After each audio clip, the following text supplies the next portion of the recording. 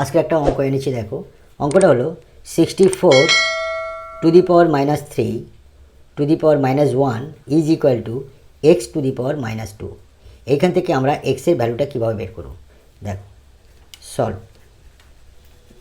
অঙ্কটা হলো 64 to the power -3 to the power -1 is equal to x to the power -2।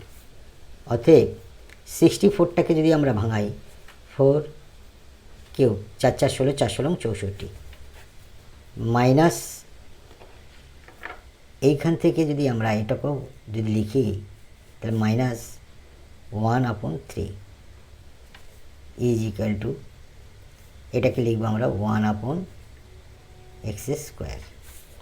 অতএব 4 এটা বাইরে চলে যাবে, তাহলে বাইরে গেলে হবে 3 ইন্টু -1/3, এটা কেটে গেল 1/x²। অতএব 4 এটা কেটে গিয়ে -1 ইজ ইকুয়াল টু 1/x²।